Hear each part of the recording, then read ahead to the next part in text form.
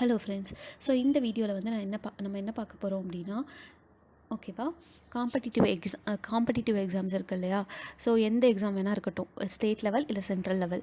So அந்த எக்ஸாமுக்கு வந்து எப்படி ப்ரிப்பேர் பண்ணுறது அப்படின்றதுக்கான கைடன்ஸ் தான் இந்த வீடியோவில் நான் ஃபுல்லாக கொடுக்க போகிறேன். ஸோ இதுக்கு வந்து ஒரு 8 ஸ்டடி டிப்ஸ் அண்ட் ட்ரிக்ஸ் வந்து நான் சொல்ல போகிறேன். ஓகேவா, இதை ஃபாலோ பண்ணிங்க அப்படின்னா ஓகேவா, எந்த எக்ஸாம்னாலும் கிளியர் பண்ணலாம் ஃபஸ்ட் அட்டம்ப்ட்லேயே. அதே மாதிரி கன்சிஸ்டண்ட்டாக இதில் வந்து படிக்கணும். ஓகேவா, ஃபஸ்ட்டு டிப் என்னென்னு பார்த்தீங்க அப்படின்னா, எக்ஸாம் பேட்டர்ன். ஓகேவா, ஒரு எக்ஸாம் அப்ரோச் பண்ண போகிறோம் அப்படின்னா அதோட எக்ஸாம் பேட்டர்ன் வந்து தெரியாமல் போகக்கூடாது. கரெக்டாக. ஸோ எக்ஸாம் பேட்டர்ன் அப்படிங்கும்போது இப்போ ஃபார் எக்ஸாம்பிள் இப்போ எஸ்எஸ்சி ஜேஇ இருக்குது அப்படின்னா அதில் ரெண்டு பேப்பர் இருக்குது, ப்ரிலிம்ஸ் ஒன்று, மெயின்ஸ் ஒன்று இருக்குது. ஸோ ப்ரிலிம்ஸ்க்கு வந்து எவ்வளோ கொஷின்ஸ், ஸோ குவான்டிடேட்டிவ் ஆப்டிடியூடில் எவ்வளோ கொஷின்ஸ் கேட்டிருக்காங்க, ஜென்ரல்லேருந்து எவ்வளோ கொஷின்ஸ் கேட்டிருக்காங்க. ஸோ இது எல்லாமே பேட்டர்ன். ஓகேவா, அதே மாதிரி ஒரு கொஷினுக்கு எவ்வளோ மார்க்கு, எவ்வளோ நெகட்டிவ் மார்க்கிங்கு, அதே மாதிரி ஆன்லைனில் நடக்க போதா ஆஃப்லைனில் நடக்க போதா எல்லாமே வந்து நம்ம செக் பண்ணணும். ஓகேவா, அதே மாதிரி செகண்ட் இம்பார்ட்டன்ட் வந்து சிலபஸ் அனாலிசிஸ் அப்படிங்கும்போது ஓகே, இப்போ வந்து நமக்கு அதே எஸ்எஸ்சி ஜேஇ எடுத்துக்கிட்டிங்க அப்படின்னா நமக்கு வாஸ்ட் சிலபஸ் தான். ஸோ அந்த சிலபஸ் அனலைஸ் பண்ணிவிட்டு நமக்கு எது வந்து ஃபஸ்ட்டு படிக்கணும், எது வந்து அட்மோஸ்ட் இம்பார்ட்டன்ஸ் கொடுத்து படிக்கணும் அப்படின்ற டீட்டெயில் வந்து நமக்கு சிலபஸ் அனாலிசிஸ் பண்ணுறது மூலிமா மட்டும்தான் தெரியும். அதுவும் நம்ம தேவையானதை மட்டும்தான் படிக்கணும். தேவையில்லாமல் நிறையா டைம் வேஸ்ட் பண்ணிகிட்டு இருப்போம் இல்லையா, தெரியாமல் படித்து. ஸோ அதுக்காக சிலபஸ் அனாலிசிஸ் வந்து கண்டிப்பாக வேணும். அதுக்கப்புறம் ப்ரீவியஸ் இயர் கொஷின்ஸ். ஓகேவா, தேர்ட் என்ன அப்படின்னா ப்ரீவியஸ் இயர் கொஷின்ஸ் வந்து மஸ்ட்.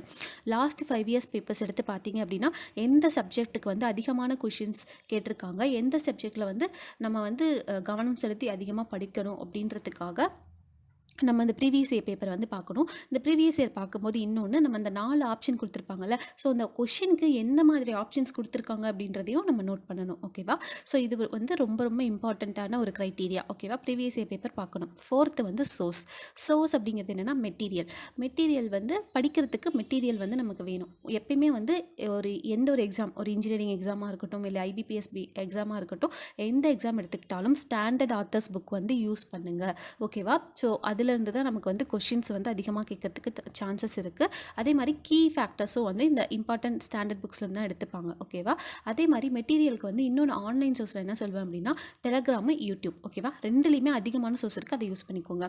5th பாயிண்ட் என்ன அப்படின்னா நோட்ஸ் ப்ரிப்பரேஷன். ஸோ மெட்டீரியல் வந்து கலெக்ட் பண்ணதுக்கப்புறம் நம்ம நோட்ஸ் ப்ரிப்பேர் பண்ணிட்டோம் அப்படின்னாலே நமக்கு பாதி வேலை முடிஞ்சுது. ஸோ நோட்ஸ் ப்ரிப்பேர் பண்ணுறது அப்படிங்கிறது என்ன அப்படின்னா மெட்டீரியல் இருக்கிறத அப்படியே எழுதுறது கிடையாது. நோட்டில் என்ன பண்ணோம் அப்படின்னா அதை கான்செப்ட் புரிஞ்சுக்கிட்டு நம்மளுடைய ஓன் லாங்குவேஜ் நமக்கு பிடிச்ச மாதிரி ஷார்ட்டாக எழுதுறது தான் நோட்ஸ். கரெக்டாக. ஸோ அதை வந்து நம்ம ஓன் ஹேண்ட் ரைட்டிங்கில் எழுதிக்கிட்டோம் அப்படின்னா அது ரொம்ப ரொம்ப ரொம்ப ஹெல்ப்ஃபுல்லாக இருக்கும். இப்போ நமக்கு வந்து எக்ஸாம் வந்து நாளைக்கு நோட்டிஃபிகேஷன் வரப்போகுது அப்படின்னா நாளைக்கே ஸ்டார்ட் பண்ணுங்கள். ஓகேவா, நாளைக்கே நோட்ஸ் எழுத ஸ்டார்ட் பண்ணிங்க அப்படின்னா உங்களுக்கு ஹெல்ப்ஃபுல்லாக இருக்கும். 6th என்ன அப்படின்னா எழுதுனதை படிக்கிறது. ஓகேவா, டெய்லியும் எழுதுறதை டெய்லியும் படிக்கணும். ஓகேவா, ஸோ டெய்லி எழுதுறதை டெய்லியும் படிக்கும்போது உங்களுக்கு அது ப்ராக்டிஸ் ஆகும்.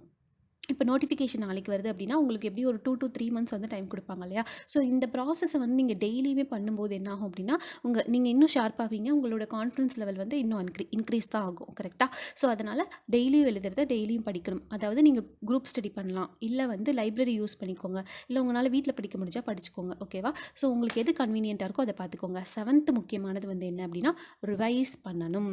படித்ததை ரிவிஷன் பண்ணணும். எப்படி வந்து இதுக்கு மேலே பண்ணுறது எல்லாமே வந்து ஒரு 50% தான். ஓகேவா, ஆனால் ரிவைஸ் மட்டும் பண்ணலை அப்படின்னா நீங்கள் 1 time 2 times படிச்சுட்டு போயிருப்பீங்க, அதனால் ஞாபகம் இருக்காது. ரிவைஸ் பண்ணும்போது உங்களுக்கு கான்செப்ட் இன்னும் கொஞ்சம் கிளியர் ஆகும். அதே மாதிரி உங்களுக்கு எக்ஸாம் ஹாலில் வந்து ஒரு கொஷினை பார்க்கும்போது எக்ஸாக்ட் ஆன்சர் வந்து உங்களுக்கு தெரியும். அது வந்து உங்களோட டைமை வந்து ரொம்பவே சேவ் பண்ணும். So revision is important. ஓகேவா, ஸோ 8th பாயிண்ட் என்ன அப்படின்னா ரிவைஸ் பண்ணிவிட்டு நம்ம ப்ராக்டிஸ்க்கு நிறைய எம்சிக்யூஸ் வந்து போட்டு பார்க்கணும். டெஸ்ட் அண்ட் ப்ராக்டிஸ் வந்து நிறையா பண்ணணும். ஸோ இந்த டெஸ்ட் அண்ட் ப்ராக்டிஸ்க்கும் நம்ம டெலகிராமில் நிறையா குரூப்ஸ் இருக்குது. ஓகேவா, எல்லா எக்ஸாம் ப்ரிப்பரேஷனுக்கும் வந்து குரூப்ஸ் இருக்குது. அதே மாதிரி யூடியூப் சேனல்ஸ் இருக்குது. அவங்க கண்டக்ட் பண்ணுறாங்க இல்லையா, ஃப்ரீயாகவே ஆன்லைன்லேயே நிறையா கண்டக்ட் பண்ணுறாங்க டெஸ்ட் சீரிஸ். ஸோ அதை அட்டன் பண்ணலாம். அப்படி இல்லைனா டெஸ்ட் சீரிஸ் வந்து பர்ச்சேஸ் பண்ணிக்கலாம். ஓகேவா, ஒரு நல்ல இன்ஸ்டியூட் பார்த்து நீங்களே வந்து ஒரு டெஸ்ட் சீரிஸ் பர்ச்சேஸ் பண்ணிவிட்டு நீங்கள் அதை வந்து ப்ராக்டிஸ் பண்ணி பார்க்கலாம். ஸோ இந்த 8 டிப்ஸையுமே நீங்கள் ஃபாலோ பண்ணணும். கன்சிஸ்டண்ட்டாக ஃபாலோ பண்ணும்போது கண்டிப்பாக உங்களுக்கான அதற்கான ரிசல்ட் வந்து கண்டிப்பாக தெரியும். ஓகேவா, ஸோ எப்பயுமே வந்து ஒரு விஷயம் ஸ்டார்ட் பண்ணுறோம் அப்படின்னா அதுக்கு வந்து பேசிக் வந்து அதாவது ஃபவுண்டேஷன் சொல்லுவாங்க இல்லையா. ஸோ அந்த ஃபவுண்டேஷன் ஒர்க் வந்து ப்ராப்பராக பண்ணிட்டோம்னாலே பாதி வேலை முடிஞ்சுது. அதுக்கப்புறம் வந்து என்ன படிக்கணும், எவ்வளோ நேரம் படிக்கணும் எல்லாமே ப்ராப்பராக பிளான் பண்ணிவிட்டு படிச்சிங்க அப்படின்னா கண்டிப்பாக வந்து ஃபஸ்ட் அட்டெம்ப்ட்லேயே எக்ஸாம்ஸ் வந்து கிளியர் பண்ணுறதுக்கு எல்லா சான்சஸுமே இருக்குது. ஓகேவா? ஸோ இந்த வீடியோ யூஸ்ஃபுல்லாக இருந்திருக்கும்னு நினைக்கிறேன். ஸோ இந்த வீடியோ யூஸ்ஃபுல்லாக இருந்தது அப்படின்னா கண்டிப்பாக சப்ஸ்கிரைப் பண்ணுங்கள். ஓகேவா? தேங்க்யூ.